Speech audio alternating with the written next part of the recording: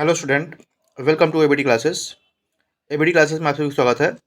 यहाँ पर हम लोग आरआरबी एनटीपीसी के इम्पोर्टेंट एमसीक्यू देख रहे हैं, जिसमें कि इसमें से 500 एमसीक्यू पीवाईक्यू के हैं और जो 500 शेष एमसीक्यू हैं वो अदर इम्पोर्टेंट एग्जामों के हैं। ठीक है, तो ये जो एमसीक्यू का जो सेशन है 1000 महत्वपूर्ण, बहुत ही इम्पोर्टेंट है। आज का जो स्पेशल चलेगा फिजिक्स स्पेशल चलेगा। ठीक है, सारे क्वेश्चन यहाँ पर फिजिक्स के मिलेंगे। तो ये पार्ट 3 है। ये पार्ट 1 पार्ट 2 ऑलरेडी हमने अपलोड कर दिया है और ये पार्ट 3 है। तो चलते हैं प्रश्नों की ओर पार्ट 3 के। आज का जो पहला प्रश्न है, प्रश्न संख्या 1, light year is the unit of. Light year किसकी इकाई है, यूनिट है, ये पूछ रहा है। डिस्टेंस का है, टाइम क्या है, या फिर स्पीड ऑफ लाइट का है, या फिर इंटेंसिटी ऑफ लाइट का है। तो किसका है डिस्टेंस, किसका है यूनिट? तो बिल्कुल, तो ये डिस्टेंस का यूनिट है लाइट ईयर। ठीक है, आप सभी को पता होगा का ये प्रश्न आसान प्रश्न है। ठीक है, चलो भाई चलते हैं अगले प्रश्नों की ओर। प्रश्न संख्या 2, parsec is the unit of. Parsec किसकी इकाई है? Parsec is the unit of. Parsec किसकी इकाई है ये बताना है। ठीक है, तो डिस्टेंस की है, टाइम की है, या फिर लाइट इंटेंसिटी की है, या फिर मैग्नेटिक फोर्स की है? किसकी इकाई है पार्सेक? बिल्कुल, तो यहाँ पे जो पार्सेक भी यूनिट है किसकी? डिस्टेंस की। पार्सेक किसकी यूनिट है? डिस्टेंस की ही यूनिट है पार्सेक। ठीक है, अगर मैं पूछूं कि एक पार्सेक में कितना लाइट ईयर होता है, तो 1 पार्सेक में, ठीक है, एक पार्सेक में कितना लाइट ईयर होता है? 3.256। कितना होता है? 3.256 लाइट ईयर, याद रखना। ठीक है, 3.256 लाइट ईयर होता है एक पार्सेक में। क्वेश्चन नंबर 3 है, a nanometer is equal to. Nanometer किसके बराबर है? लेकिन याद रखना, आंसर देने से पहले यहाँ पर सीएम में लिखा हुआ है। ठीक है, सबका सब यहाँ पर क्या है? सीएम में है। इस बातों का ध्यान रखना, मीटर में नहीं है। ठीक है, तो क्या जवाब होगा इसमें? ओके, तो 10⁻⁶ है, 10⁻⁻7 है, 10⁻⁻8 है, 10⁻⁻9 है। तो क्या होगा सही जवाब? बिल्कुल, तो यहाँ पर 10⁻⁻7 क्या होगा? इसका सही जवाब होगा, क्योंकि ये क्या है, अगर ये मीटर में होता तो इसका जवाब होता 10⁻⁻9 होता, लेकिन ये सीएम में है तो यहाँ पर क्या होगा जवाब? 10⁻⁻7 होगा। अगला प्रश्न है, ampere is the unit of. Ampere किसका यूनिट है? एम्पियर किसका यूनिट है? ऑप्शन ए है वोल्टेज, ऑप्शन बी है इलेक्ट्रिक करंट, ऑप्शन सी है रेजिस्टेंस, ऑप्शन डी है पावर। बिल्कुल, तो किसका आंसर होगा भाई? ठीक है, कौन सा इसका सही जवाब होगा? एम्पियर का सबको पता होगा, इलेक्ट्रिक करंट। बिल्कुल, किसका यूनिट है? Electric current. ये इसमें से most of the question already पूछे गए हैं आरआरबी के एग्जामों में। अगला प्रश्न है, which one of the following SI unit is not correctly matched. इसमें से कौन सा एसआई यूनिट करेक्टली मैच नहीं है? ठीक है, तो वर्क का जूल, फोर्स का न्यूटन, मास का केजी, प्रेशर का डाइन। बिल्कुल, ये भी मैच्ड है। वर्क का जूल होता है, बिल्कुल पता है हम लोग को। फोर्स का न्यूटन होता है, यस बिल्कुल होता है। मास का केजी होता है, बिल्कुल होता है। फोर्स का डाइन नहीं, सॉरी, प्रेशर का डाइन नहीं होता है। प्रेशर का होता है पास्कल। ठीक है, या फिर केजी पर मीटर स्क्वायर। ठीक है, समझ में आ गया। नेक्स्ट क्वेश्चन है, which of the following is not correctly matched. इसमें से भी बताना है जो कि करेक्टली मैच नहीं है, उसको हमें टिक करना है। नोट क्या करता है? Measure of the speed, nautical mile, unit of distance use in navigation, angstrom unit of wavelength of light, light year unit of measuring time. तो क्या होता है? अभी अभी जस्ट हमने पढ़ा है लाइट ईयर का क्या काम है भाई। लाइट ईयर का मतलब ये होता है कि लाइट के द्वारा एक साल में तय की गई दूरी क्या होता है? लाइट ईयर होता है। ठीक है, तो ओके, तो ये एस्ट्रोनॉमिकल मेजरमेंट होता है। तो यूनिट ऑफ मेजरिंग टाइम नहीं, बल्कि क्या है यहाँ पर? डिस्टेंस। क्या है यहाँ पर? डिस्टेंस। ये दूरी को मापता है भाई, ये टाइम के बारे में नहीं बता रहा है, ये है डिस्टेंस के बारे में। ठीक है, तो ये समझ गए हम लोग क्या हो गया यहाँ पे मेजरिंग डिस्टेंस के लिए। तो इसका जवाब क्या हो जाएगा? Light year. अब देखो यहाँ पे कुछ समझने वाली बात है। नोट का क्या होता है भाई? Measure of speed of ship. ठीक है, ये नोट क्या करता है, शिप के स्पीड को मेजर करता है, इस चीज को याद रखना है। नॉटिकल माइल किस लिए यूज करते हैं, unit of distance use in navigation. Navigation में जब हम लोग जाते हैं, मतलब कि जब हम लोग समुद्र में जाते हैं तो उस वक्त हम लोग जो डिस्टेंस यूज करते हैं तो वो क्या करते हैं, नॉटिकल माइल्स में डिस्टेंस बताते हैं। एंगस्ट्रॉम क्या होता है भाई, unit of wavelength of light. Light की वेवलेंथ की यूनिट होती है क्या, एंगस्ट्रॉम। ठीक है, तो इस तरीके से जवाब रहा डी। चलते हैं अगले प्रश्न की ओर। अगला प्रश्न कह रहा है which one of the following is not the unit of heat. इसमें से कौन सा हीट का यूनिट नहीं है, हीट का यूनिट नहीं है। तो कैलोरी नहीं है, किलो कैलोरी नहीं है, किलो जूल नहीं है, फिर वाट नहीं है। बिल्कुल जी, वाट यहाँ पर बिल्कुल भी नहीं है इसकी। ठीक है, वाट किसका होता है, तो ये होता है पावर का। किसका होता है, पावर। पावर का क्या होता है, वाट होता है। बिल्कुल, ऑप्शन नंबर डी। ठीक है, अगले प्रश्न की ओर चलते हैं। Which one of the following quantity does not have unit. ठीक है, इसमें से किस क्वांटिटी की कोई भी यूनिट नहीं है। ठीक है, स्ट्रेस, फोर्स, स्ट्रेन या फिर प्रेशर। तो देखो भाई, यहाँ पर जो चार ऑप्शन दिए हैं उसमें से स्ट्रेन, स्ट्रेन जो होता है इसका कोई भी यूनिट नहीं होता है। ठीक है, स्ट्रेस का भी होता है, फोर्स का भी होता है, प्रेशर का भी होता है। इवन स्ट्रेस का और प्रेशर का दोनों का सेम होता है। स्ट्रेस और प्रेशर दोनों का क्या होता है, सेम होता है। It means it will be pascal. क्या होगा, पास्कल। दोनों का होगा, स्ट्रेस का और प्रेशर का। ठीक है, स्ट्रेन का नहीं होता है कोई भी यूनिट। ठीक है, फोर्स का सबको पता है कि न्यूटन होता है, इसको बताने वाली बात नहीं है, बच्चों वाली बात है। ठीक है, चलते हैं अगले प्रश्नों की ओर। ठीक है, अगला प्रश्न है one barrel of oil is equal to which of the following. एक बैरल ऑयल जो होता है कितने के बराबर होता है, 131 लीटर के बराबर, 159 लीटर के बराबर, 179 या फिर 201। ठीक है, बिल्कुल। तो यहाँ पर जो होता है 159 लीटर किसके इक्विवेलेंट होता है, 159 लीटर के बराबर होता है। ठीक है, चलते हैं अगले प्रश्न की ओर। The smallest unit of length is. Length का स्मॉलेस्ट यूनिट क्या होता है, लेंथ का स्मॉलेस्ट यूनिट क्या होता है, माइक्रोन होता है, नैनोमीटर होता है, या फिर एंगस्ट्रॉम होता है, या फिर फर्मी मीटर होता है। बिल्कुल, तो सबसे स्मॉलेस्ट की बात करेंगे तो यहाँ पर होगा fermi metre. Fermi metre 10 to the power -15, 10 to the power -15 होता है। ठीक है, याद रखना है। अगला प्रश्न है what is measured in cusec. ठीक है, क्यूसेक में किसको मेजर करते हैं। ठीक है, क्यूसेक में हम लोग किसको मेजर करते हैं। ऑप्शन ए है purity of water, option B है depth of water, option C है फ्लो ऑफ वाटर, या फिर क्वांटिटी ऑफ वाटर। ठीक है, कि पानी की शुद्धता को, वाटर की गहराई को, ठीक है, फ्लो ऑफ वाटर को, जो पानी बह रहा है उसको, या फिर क्वांटिटी ऑफ वाटर को, किसको मेजर करेंगे भाई। तो हम लोग क्यूसेक में फ्लो ऑफ वाटर को मेजर करेंगे। फ्लो ऑफ वाटर, वाटर का जो बहाव है, फ्लो है, उसको हम लोग क्यूसेक में मेजर करेंगे। याद रखना, बहुत ही महत्वपूर्ण प्रश्न है भाई ये। ठीक है, चलते हैं अगले प्रश्नों की ओर।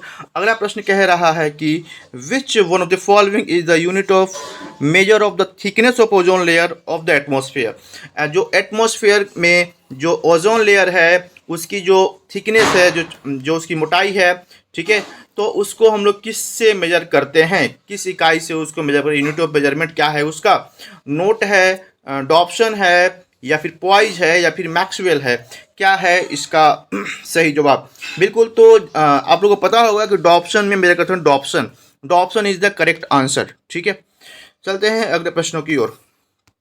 अगला प्रश्न है which one of the following instrument is used for locating submerged object in an ocean. अगर कोई शिप वगैरह है या फिर कोई भी चीज़ है अगर सबमर्ज हो गई है ओशन में, उसको लोकेट कैसे करेंगे, किस तरीके से करेंगे। ऑडियोमीटर से करेंगे, या फिर गैल्वेनोमीटर से करेंगे, सेक्सटेंट से करेंगे, या फिर सोनार से करेंगे। बिल्कुल, तो इसका जवाब आप लोगों को पता होगा। आई होप कि पता होना ही चाहिए। तो बिल्कुल सही जवाब है sonar, sound navigation and ranging. Sound navigation and ranging, ठीक है, इसका फुल फॉर्म होता है। चलते हैं अगले प्रश्नों की ओर। ठीक है, the apparatus used to measure the intensity of sound is। Intensity, sound की तीव्रता, तो ध्वनि है, ध्वनि की तीव्रता को कौन मेजर करता है? क्रोनोमीटर, एनीमोमीटर, ऑडियोफोन या फिर ऑडियोमीटर, कौन इसमें मेजर करेगा भाई? ठीक है, बिल्कुल। तो यहाँ पर साउंड की तीव्रता की बात चल रही है, साउंड की इंटेंसिटी। ठीक है, बिल्कुल। तो यहाँ पर ऑडियोमीटर क्या होगा? इसका सही जवाब होगा, इस प्रश्न का जवाब क्या होगा? ऑडियोमीटर, है ना जवाब सही? बिल्कुल, बहुत ही मजेदार प्रश्न का कलेक्शन है ये। ठीक है, which of the following measure by anemometer, anemometer से किसको मेजर करेंगे भाई? एनीमोमीटर से हम लोग किसको मेजर करेंगे? वेलोसिटी ऑफ वाटर फ्लो, है ना, वाटर फ्लो कर रही उसकी वेलोसिटी को, वेग को मेजर करेंगे वाटर की। डेप्थ ऑफ वाटर, गहराई कितनी है पानी की, उसको मेजर करेंगे। फोर्स ऑफ द विंड, हवा की स्पीड, हवा का जो फोर्स है उसको मेजर करेंगे। या फिर इंटेंसिटी ऑफ लाइट, लाइट की तीव्रता क्या है, लाइट की, प्रकाश की, उसको मेजर करेंगे। बिल्कुल। तो एनोमोमीटर किससे क्या मेजर करेंगे भाई? Force of the wind. ठीक है ना, क्या है, किस स्पीड से चल रही है, यहाँ पर फोर्स ऑफ द विंड हम लोग मेजर करेंगे एनीमोमीटर को। ठीक है, force of the wind, option C is correct answer. हर क्वेश्चन को थोड़ा सा घुमा घुमा करके पूछा गया है, इस बातों को ध्यान में रखना है, इसीलिए चित्त को शांत करके जवाब देना है सभी प्रश्नों का। ठीक है, अगला प्रश्न है pyrometer. Pyrometer is use to measure, pyrometer का प्रयोग करते हैं किसको मेजर करने के लिए, किसको मापने के लिए हम लोग पायरोमीटर का प्रयोग करते हैं? एयर प्रेशर को, ह्यूमिडिटी को, हाई टेम्परेचर को या फिर डेंसिटी को, किसको यूज करते हैं भाई पायरोमीटर के लिए हम लोग? ठीक है, क्या होगा इसका सही जवाब? Pyrometer, air pressure, humidity, high temperature या फिर डेंसिटी। बिल्कुल, तो यहाँ पर हाई टेम्परेचर के लिए हम लोग पायरोमीटर का इस्तेमाल करेंगे, हाई टेम्परेचर के लिए पायरोमीटर का इस्तेमाल करेंगे। ठीक है, समझ में आई बात? बिल्कुल जी, हाई टेम्परेचर के लिए पायरोमीटर, याद रखना, बहुत ही इंपॉर्टेंट प्रश्न है ये। ठीक है, अगला प्रश्न है which of the following thermometers is known as pyrometer. देखो उसी से संबंधित ये प्रश्न है ना, कौन सा, है ना, thermometer, which of the following thermometer known as pyrometer, है ना, इसमें से जो भी गिवन है उसमें से किस थर्मामीटर कौन सा यूज करेंगे हम लोग, किसके लिए यूज करेंगे पायरोमीटर वाला? ठीक है, तो पहला ऑप्शन दिया कि थर्मो इलेक्ट्रिक थर्मामीटर, किस प्रकार का ये thermometer? Thermo electric thermometer, radiation thermometer है, गैस थर्मामीटर है या फिर लिक्विड थर्मोमीटर है, हो सकता है ये।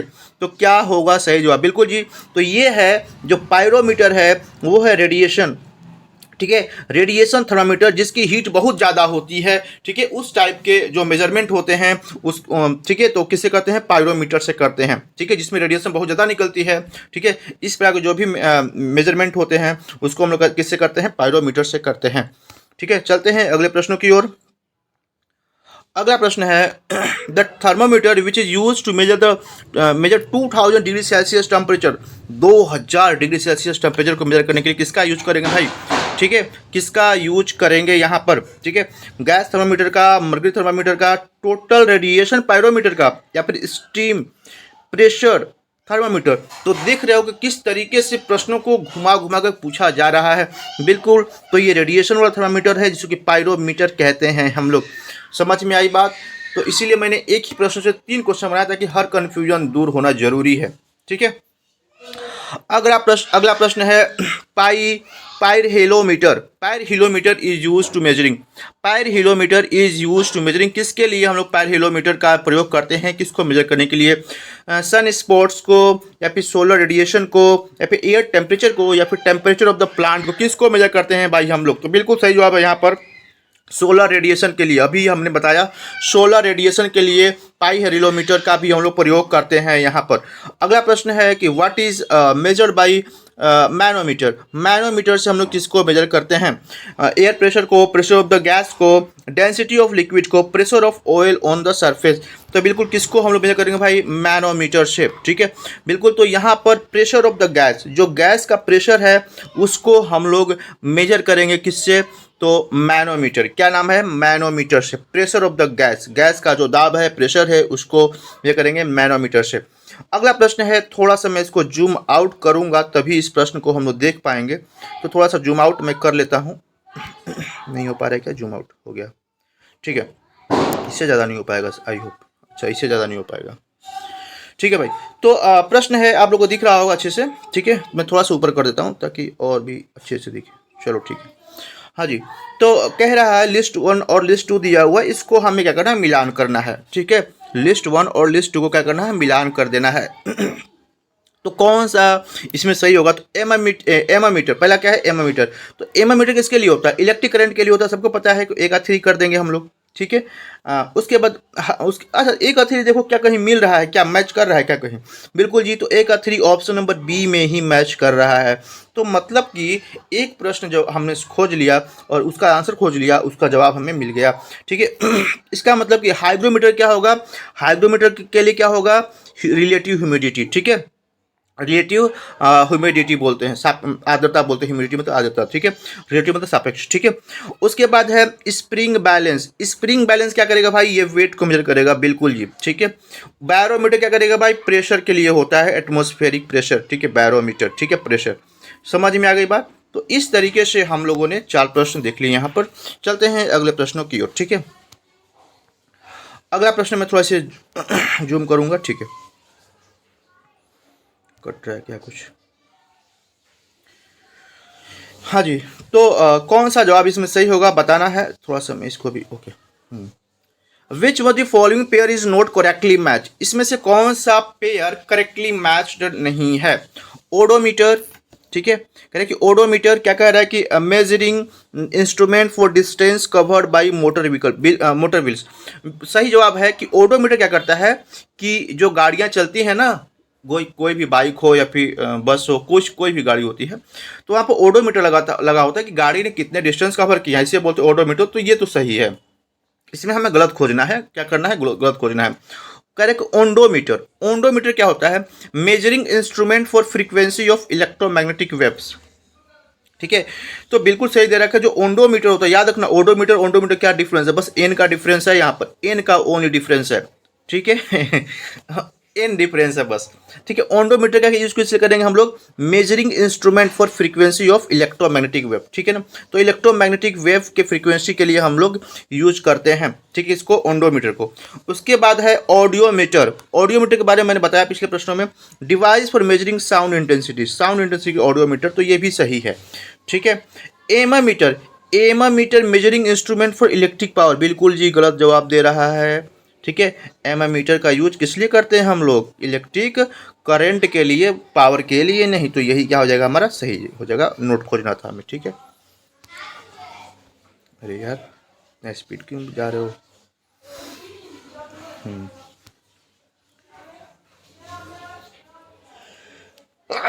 सॉरी। अगला प्रश्न है which instrument is use to measure the atmospheric pressure, इसमें से किस इंस्ट्रूमेंट का हम लोग प्रयोग करेंगे एटमॉस्फेरिक प्रेशर को मेजर करने के लिए। हाइड्रोमीटर, बैरोमीटर, मैनोमीटर या फिर हाइग्रोमीटर। बताओ भाई, एटमॉस्फेरिक प्रेशर तो मैंने बताया कि एटमॉस्फेरिक प्रेशर के लिए हम लोग बैरोमीटर का इस्तेमाल करते हैं, यंत्र इस्तेमाल करते हैं, बैरोमीटर। इसका यूनिट क्या होता है, इकाई क्या होती है भाई, इसकी यूनिट क्या होती है, तो बार होती है। क्या होती है, बार, BAR, बार, ठीक है। तो बार होता है, ठीक है ना। चलो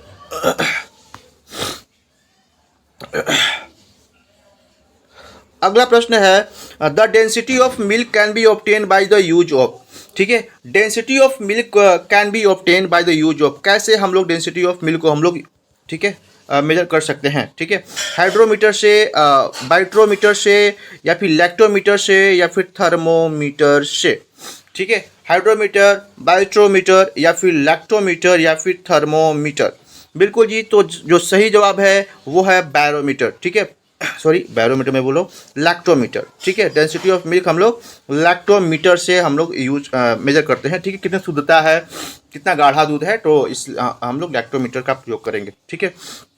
अगला प्रश्न है रिलेटिव ह्यूमिडिटी, ठीक है। Relative humidity is measured by, किससे हम लोग, किस यंत्र से मेजर करेंगे रिलेटिव ह्यूमिडिटी को, अभी बताया मैंने रिलेटिव ह्यूमिडिटी के बारे में। कौन सा था भाई जवाब, बताओ।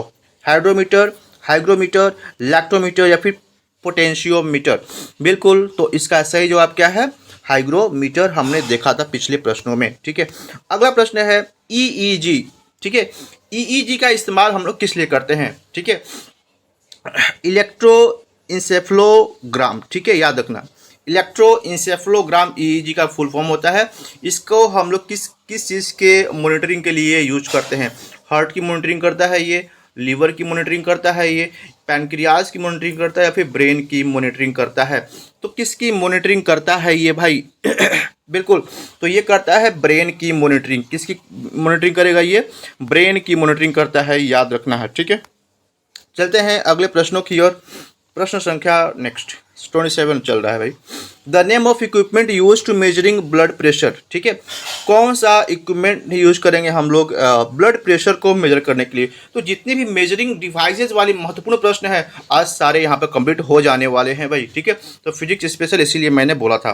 तो टैचोमीटर, स्फिग्नोमैनोमीटर, एक्टियोमीटर या फिर बैरोमीटर, किससे करेंगे हम लोग मेजर इसको, ठीक है, ब्लड प्रेशर को? तो बिल्कुल सही जवाब है भाई स्फिग्नोमैनोमीटर, सबको पता है ना, बिल्कुल। Apparatus use to measure the intensity of light, कौन सा एपैरेटस यूज करेंगे हम लोग लाइट की इंटेंसिटी, प्रकाश की तीव्रता को मेजर करने के लिए, ठीक है ना? एनीमोमीटर, कोलोरियोमीटर, लक्समीटर या फिर एल्टीमीटर। बिल्कुल, तो लक्समीटर जो लोग रात वाली क्लास में 10 बजे आते हैं उनको पता होगा कि इन सभी मैक्सिमम प्रश्न को हम लोग क्या करते हैं वहाँ पर रिवाइज कर चुके हैं। लक्समीटर इज द करेक्ट आंसर, ठीक है। जो नए बच्चे देख रहे हैं जरूर रात 10 बजे वाली क्लास में डेली लाइफ चलती है। रडार इज यूजफुल, रडार किसके लिए हम लोग प्रयोग करते हैं? रडार, सोनार नहीं बल्कि किस लिए, क्या क्या जवाब है? रडार। तो detecting object by using light waves, नहीं इसके लिए नहीं करते हैं। Reflecting sound wave to detect object, sound wave तो सोनार हो जाएगा इसका जवाब, ठीक है, तो ये तो नहीं होगा, ठीक है। Determining the presence of location and object with radio base, बिल्कुल ऑप्शन यहाँ पर क्या है? सी, जो सही जवाब है, ठीक है ना। डिटरमाइन करता है presence of location of object with radio waves, है ऐसे ऑब्जेक्ट को वो सर्च करता है, लोकेट करता है जिसमें कहीं ना कहीं रेडियो वेव वहाँ से निकल रही हो, ठीक है ना। तो बिल्कुल, तो ऑप्शन नंबर सी क्या है? ये सही जवाब है इसका, ठीक है। इसीलिए मिसाइल वगैरह आती है ना तो पहले डिटेक्ट हो जाता है कि हाँ यहाँ से मिसाइल आ रही है। Which of the following instrument is use to record seismic wave, इसमें से कौन से यंत्र का हम लोग इस्तेमाल करेंगे, ठीक है, सिस्मिक वेव को रिकॉर्ड करने के लिए? ऑप्शन ए है सिस्मोग्राम, ऑप्शन बी है सिस्मोग्राफ, ऑप्शन बी है सिस्मोग्राफ, ऑप्शन सी है सिस्मोस्कोप, ऑप्शन डी है सिस्मोमीटर, ठीक है। ये सभी ऑप्शन है, इसका क्या होगा इसका सही जवाब, ठीक है। तो चलते हैं सही जवाब की ओर। तो क्या सही जवाब होगा भाई? तो सिस्मोग्राफ सबको पता है, ठीक है। सिस्मिक वेव के लिए क्या यूज करते हैं? जैसे कि भूकंप आता नीचे, ठीक है, तो वो क्या होती है? सिस्मिक वेव होती है। भूकंप अगर जो आती है तो जो उससे वेव निकलती है उससे क्या बोलते हैं हम लोग? सिस्मिक वेव, जो कि क्या जवाब है इसका? सिस्मोग्राफ से हम लोग इसको मेजर करेंगे, ठीक है। समझ में आया बात? इंटेंसिटी ऑफ अर्थक्वेक, है ना, अर्थ की जो तीव्रता होती है, है ना, कितनी स्पीड की आई थी, ठीक है, किससे मेजर करेंगे भाई?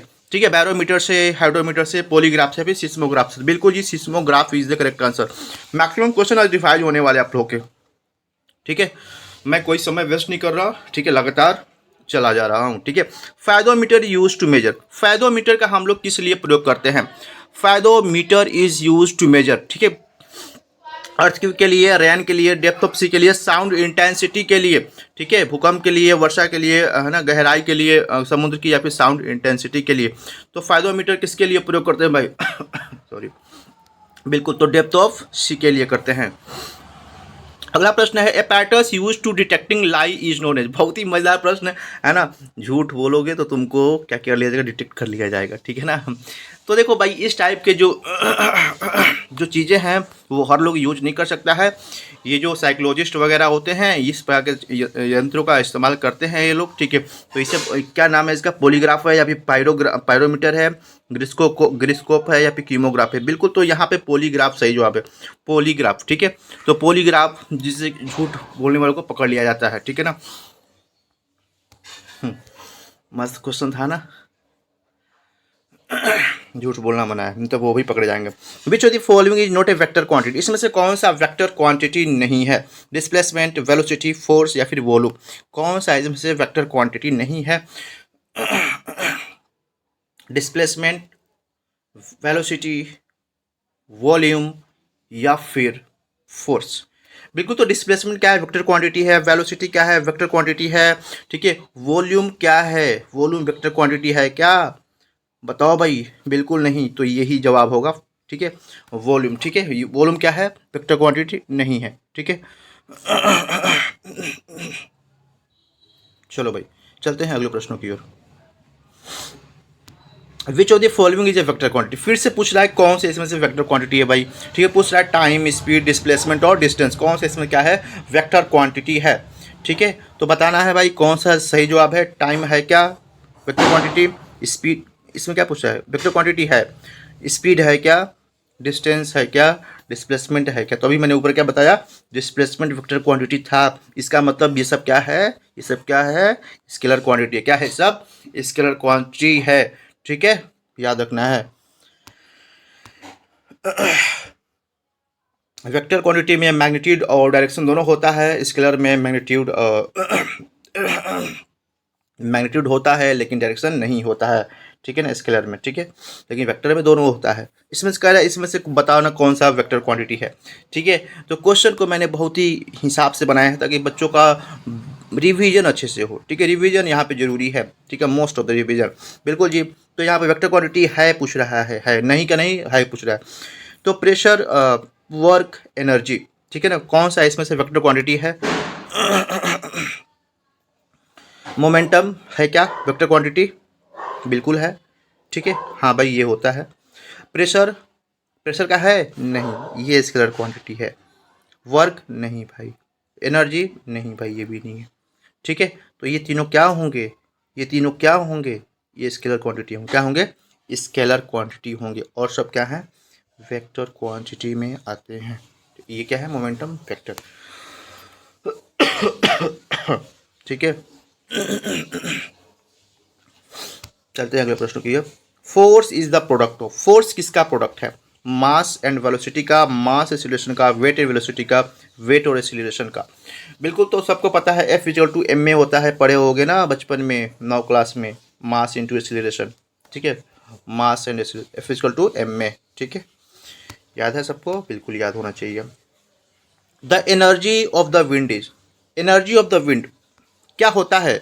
जो एनर्जी होता है विंड का, उसमें क्या होता है? ओनली पोटेंशियल होता है, ओनली काइनेटिक एनर्जी होता है, ओनली इलेक्ट्रिकल एनर्जी होती है, फिर पोटेंशियल और काइनेटिक दोनों होती है। क्या होती है? तो देखो विंड वाली एनर्जी कैसी होती है? तो काइनेटिक होती है। क्या होती है? ओनली काइनेटिक होती है, क्योंकि अब काइनेटिक मतलब क्या होता है? Half M V square. क्या होता है इसका मतलब? Half M V square. इसमें डायरेक्ट हमेशा बहना होता है, फ्लो करना होता है, वेलोसिटी इसमें होती है। ठीक है, इसलिए काइनेटिक, ओनली काइनेटिक। पोटेंशियल का मतलब होता है आपको रुका हुआ होना चाहिए। ठीक है, पोटेंशियल उसमें होता है। लेकिन ये क्या है? बहती है भाई हवा।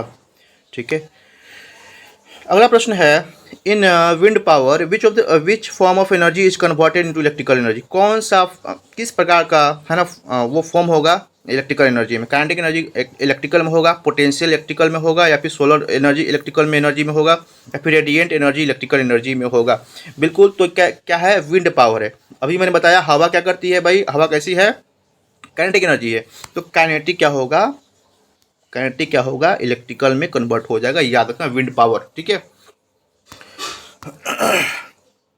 अगला प्रश्न है Newton first law of motion is known as, Newton first law of motion को हम लोग किस नाम से जान सकते हैं भाई? ग्रेविटी के नाम से, लॉ ऑफ इनर्शिया के नाम से, लॉ ऑफ कंजर्वेशन मोमेंटम के नाम से, वर्टिकल मोशन के नाम से। तो गुरुत्वाकर्षण नहीं भाई, लॉ ऑफ इनर्शिया। बिल्कुल जी, जड़त्व का नियम, हिंदी में जड़त्व का नियम। ठीक है, it is difficult to walk on ice than on the road because, हमें बहुत ही डिफ़िकल्टी होती है चलने में। क्या करने में? चलने में। कहाँ पे? आइस में। और रोड में चलने पे आसानी होती है। ऐसा क्यों होता है यार? ऐसा क्या समस्या है? ठीक है, ice is harder then road, ऐसा तो कुछ है नहीं कि हार्ड होता है और सॉफ्ट होता है, ऐसी कोई बात ही नहीं है। ठीक है, road is harder than ice, ऐसा भी कोई समस्या दिख तो नहीं रहा है। Ice does not offer any reaction when we push it with our foot. ठीक है, कोई रिएक्शन नहीं देता है क्या? ऐसा है कोई बात? Ice has a lesser friction than the road. बिल्कुल जी, सही जवाब है। आइस में क्या है? कम फ्रिक्शन है रोड की अपेक्षा, इसलिए रोड पे चल पाते हैं हम लोग आराम से, और आइस पे आराम से नहीं चल पाते हैं। ठीक है, समझ में आई बात? चलते हैं अगले प्रश्न, प्रश्न संख्या 42। ठीक है, for every action there is an equal and opposite reaction. प्रत्येक एक्शन के लिए इक्वल और अपोजिट उल्टा रिएक्शन आपको मिलेगा, ठीक है ना। अगर आप जोर से मुक्का मारोगे दीवार पे आपको भी चोट लगेगी, दिस इज एक्शन। आपने एक्शन दिखाया, आपको जोर से चोट लगा, रिएक्शन हो गया, ठीक है ना। आप इसको एक थप्पड़ मारे, उसने आपको 2 थप्पड़ मारा, एक्शन के लिए क्या मिला, रिएक्शन मिला, ठीक है ना। तो बात समझ में आ गई। तो एक्शन करोगे तो रिएक्शन मिलेगा, लेकिन यहाँ पे होती है एक के बदले एक नहीं, एक के बदले एक ही मिलेगा, ना कि 2 मिलेगा, ठीक है ना। याद रखना है, इक्वल एंड अपोजिट मिलेगा, ठीक है ना। जितना आप एक्शन दिखाओगे उतना ही रिएक्शन मिलेगा। ऐसा नहीं कि एक थप्पड़ मारोगे 2 थप्पड़ मिल जाएगा, ऐसा नहीं होगा, ठीक। एक के बदले एक मिलेगा, ठीक है। न्यूटन, अल्बर्ट आइंस्टीन, बोर या फिर हैंडन, किसने दिया था भाई? बिल्कुल, तो ये आसान प्रश्न है। न्यूटन ने ये बात किया था। न्यूटन का तीसरा नियम है। कौन सा नियम है? न्यूटन का तीसरा। बिल्कुल जी। अगले प्रश्न को चलते हैं। Working principle of A washing machine. Washing machine का जो वर्किंग प्रिंसिपल है वो किस पर कार्य करता है, ठीक है। Centrifugation, dialysis, reverse osmosis, diffusion. तो देखो भाई, सेंट्रीफ्यूगल फोर्स पे ये काम करता है, ठीक है। सेंट्रीफ्यूगल फोर्स पे काम करता है वॉशिंग मशीन, ठीक है। ऐसे प्रश्न मैंने पूछ के बच्चों को रटवा दिया है रात 10 बजे वाली क्लास में। जो लोग देख रहे होंगे वो तुमको पता ही है कि ऐसा प्रश्न तो हवा मुड़ जाते होंगे। The separation of cream from milk by churning is due to. जो सेपरेशन होता है क्रीम और मिल्क का, है ना, मिल्क से क्रीम हम लोग निकालते हैं ना, तो वो किस प्रोसेस से निकलता है? ग्रेविटेशनल फोर्स के प्रोसेस से, कोहेसिव फोर्स से, सेंट्रीफ्यूगल फोर्स से, या फिर नॉन ऑफ द एबव, ठीक है। तो बिल्कुल जी, सेंट्रीफ्यूगल फोर्स से जो प्रिंसिपल काम करता है वॉशिंग मशीन वाले में, वही प्रिंसिपल काम करता है इसके ऊपर। सेंट्रीफ्यूगल मतलब सेंटर से दूर ऐसे भेजते रहता है उसको, पूरा जो प्रोसेस होता है यहाँ पर रहता है, ठीक है ना। चलो भाई, who gave the theory of gravity, है ना, किसने ग्रेविटी की, गुरुत्वाकर्षण की थ्योरी दी थी? कौन है भाई? है ना, चार्ल्स न्यूटन है, चार्ल्स बेबेज है, जॉन एडम है, या फिर आइजैक न्यूटन है? कौन है भाई? Charles Newton, Isaac Newton? बताओ भाई, कंफ्यूज नहीं होना, ठीक है, सही जवाब देना चाहिए। बिल्कुल, तो याद रखना, चार्ल्स न्यूटन नहीं बल्कि आइजैक न्यूटन। कौन है? आइजैक न्यूटन, ठीक है ना। एप्पल गिरा तो क्यों गिरा, ठीक है ना। बिल्कुल जी। अगला प्रश्न है, weight of any body is, है ना, weight of any body is, है ना, क्या होता है? Same at every place on the earth. क्या करे कि किसी एक व्यक्ति का जो डब्लू होगा, वेट बोलते हैं डब्लू को, तो डब्लू होगा वो क्या होगा? हर जगह बराबर होगा, हर जगह बराबर होगा, मैक्सिमम होगा पोल पे। देखो, हर जगह बराबर नहीं होता, तो ये तो गलत है, हर जगह बराबर नहीं होता है। पोल पे मैक्सिमम होगा, इक्वेटर पे कह रहा है कि मैक्सिमम होगा, फिर कह रहा है कि more on mountain than in plain, है ना, क्या माउंटेन पे ज़्यादा होगा, प्लेन पे कम होगा, ऐसा है क्या? बिल्कुल, तो मैं बताना चाहता हूँ कि मैक्सिमम कहाँ पे होगा? पोल पे, ध्रुव पे। ध्रुव पे क्या होता है? सबसे ज़्यादा होता है वेट। ऐसे प्रश्न को मैं लगातार करवा चुका हूँ, ठीक है ना। वेटलेसनेस, आपको कब लग जाए कि बहुत ही वेटलेस फील कर रहे हो, है ना, आपके अंदर, शरीर के अंदर कोई वेट ही नहीं है, फ्री ऐसे, है ना। जीरो ग्रेविटी में, व्हेन ग्रेविटी डिक्रीज, जब ग्रेविटी कम हो जाए, वैक्यूम में, या फिर नॉन ऑफ द अबव में। तो जहाँ पर ग्रेविटी जीरो हो जाए, क्या हो जाए? ग्रेविटी जीरो हो जाए, कोई नीचे खींचने वाला या आपको ना रहे, तो आपको लगेगा कि भाई वेटलेस, आपके शरीर में कोई भार ही नहीं है, ठीक है, वेटलेसनेस आप फील करोगे। सैटेलाइट के moving in its orbit around the earth is due to, है ना, सैटेलाइट क्या कर रही है? मूव कर रही है अपने ऑर्बिट में, है ना, अर्थ के चारों ओर, ठीक है। क्यों करती है भाई? सेंट्रीफ्यूगल फोर्स कारण, सेंट्रीपिटल फोर्स कारण, ग्रेविटेशनल फोर्स और लैक ऑफ हीट, या फिर सम अदर फोर्सेस, किस के कारण ऐसा होता है भाई? बिल्कुल, तो यहाँ पे जो सही जवाब है वो है सेंट्रीपिटल फोर्स। कौन सा फोर्स? सेंट्रीपिटल फोर्स, ठीक है। सेंट्रीपिटल फोर्स के कारण क्या होता है? सेंट्रीपिटल फोर्स मतलब सेंटर की ओर फोर्स लगता है ना। अगर ये मान लो सन है तो इस सब लोग इसके ओर अट्रैक्ट रहेंगे, इसे बोलते हैं सेंट्रीपिटल फोर्स, ठीक है। जब आप साइकिल चलाते हो तो ऐसे मुड़ जाते हो, ऐसे, है ना, कहीं आता है ना मुड़ने वाला, तो ऐसे तो झुके रहते हो एक साइड ऐसे, है ना। अगर ये ऐसे मुड़ना है तो आप झुके रहोगे इधर की ओर, तो ये क्या है? सेंट्रीपिटल फोर्स, आप केंद्र की ओर आप झुके हुए, सेंटर है, सेंटर की ओर आप क्या हो? झुके हुए हो, ठीक है। बिल्कुल, तो आज का ये खत्म हो गया, 50 क्वेश्चन कंप्लीट हो चुके हैं। तो कैसा लगा ये वीडियो बताएं, आप अपना सुझाव जरूर दीजिएगा। क्या और भी चाहिए आप लोग को? मैं लगातार इस प्रश्न की श्रृंखला को कंटिन्यू करे रखे रहूँगा, ठीक है ना। तो मिलते हैं शाम को 10 बजे, रात में 10 बजे। Thanks for listening. जय हिंद सभी को।